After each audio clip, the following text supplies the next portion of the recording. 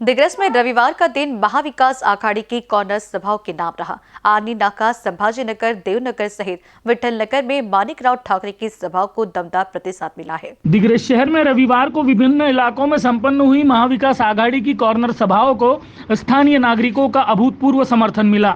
महाविकास आघाड़ी के उम्मीदवार तथा कांग्रेस के वरिष्ठ नेता मानिकराव ठाकरे के साथ ही सांसद संजय देशमुख ने आयोजित सभाओं को संबोधित किया।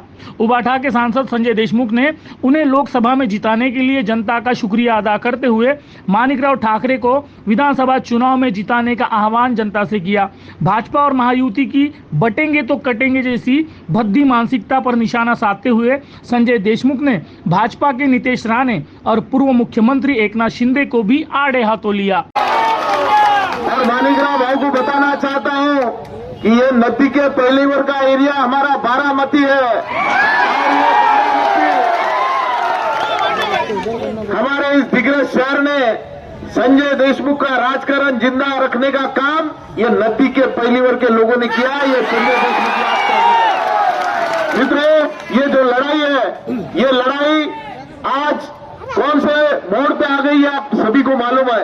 आज देश की हालत क्या चालू है, महाराष्ट्र के हालत क्या चालू है, हिंदू मुस्लिम करने का जो इनका इरादा है, लोगों में दरार गिरा के हिंदू मुस्लिम कैसा करते आएगा, उसके बाद में ओबीसी मराठा के झगड़े कैसे लगाते आएगा, धनगर आदिवासी समाज में कैसे झगड़े लगाते आएगा, आरक्षण के नाम पर समाज में फूट गिराने की कोशिश यहाँ पे जारी जा रही है। विकास की बात ये करते नहीं, एक बटेंगे तो कटेंगे या बाकी के मुद्दे निकाल के, अरे भाई हमारे मेहनत का खाने का है, और हमारे हिंदू मुस्लिम दोनों भाइयों को यहाँ पे अच्छा रहना है। और निश्चित तौर से आपने कितना भी कुछ भी करने की कोशिश की करेंगे, हम हिंदू मुस्लिम कभी होने नहीं देंगे, इसकी बात याद रखना।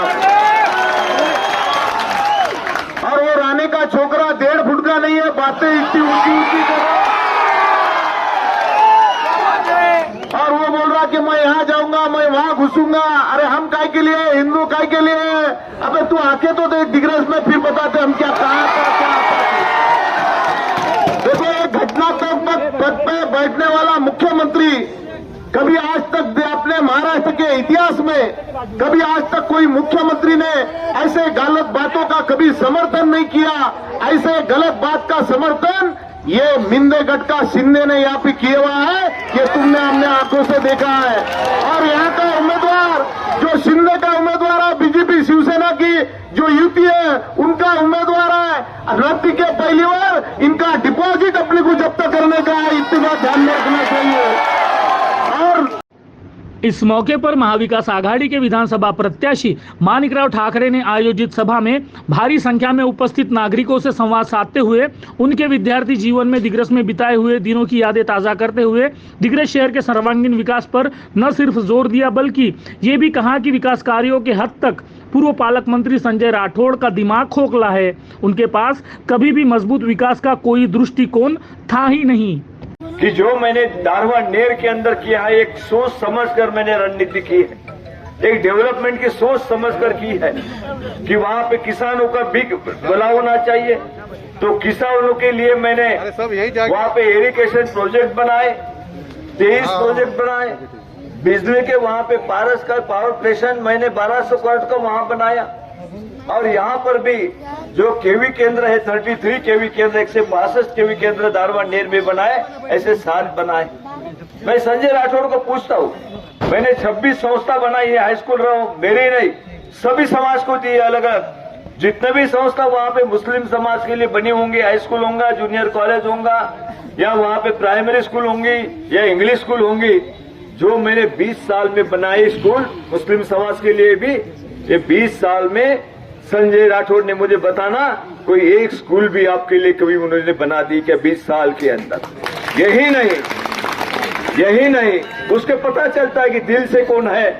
और चुनाव आने के बाद ये लो वो लो इस तरीके से बात करता है, उसके मन में क्या है। लेकिन मैं ये कहना चाहता हूँ, उसकी कोई दिशा नहीं है, क्योंकि माइंड में कुछ नहीं है।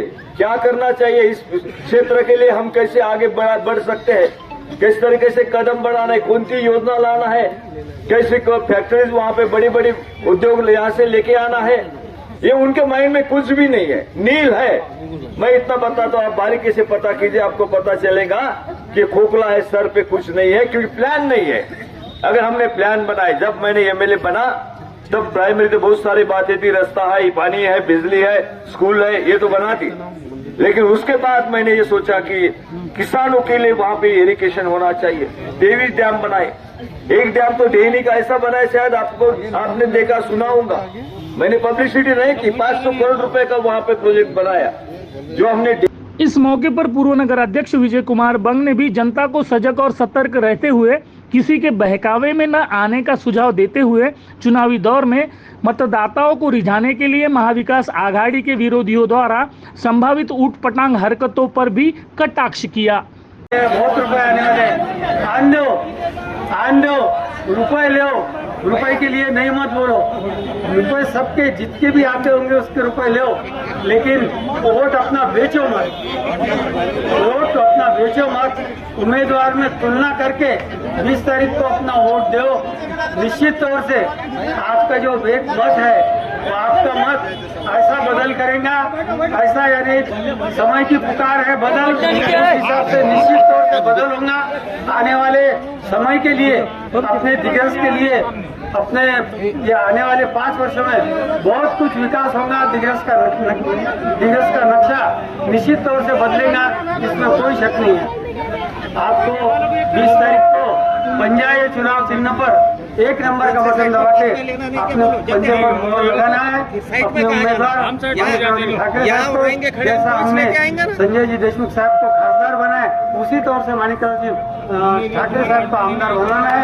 यही आपसे आशा करते हुए, उम्मीद करते हुए, अपने दिग्गज के विकास के लिए पंजे को वोट देकर माणिकराव जी को विजयी बनाए, यही आपसे। गौरतलब है कि महाविकास आघाड़ी ने प्रचार सभाओं और नुक्कड़ सभाओं के जरिए विभिन्न जातीय समुदाय के प्रत्यक्ष विकास का आश्वासन देते हुए किसान वर्ग सहित बेरोजगार युवाओं की समस्याओं पर जनता का ध्यान आकर्षण करते हुए महंगाई, बेरोजगारी और सत्ताधारियों की भ्रष्ट नीतियों पर जमकर हमला बोला। कुल मिलाकर देखा जाए तो महाविकास आघाड़ी ने विधानसभा चुनाव प्रचार में हर संभव प्रयास कर अपनी बात जनता की अदालत में पहुंचा दी है। अब 20 नवंबर को बतौर मतदाता जनता क्या फैसला सुनाती है, इसकी ओर सभी की निगाहें टिकी हुई है। इन BCN न्यूज के लिए दिग्रस से जुबैर खान की रिपोर्ट।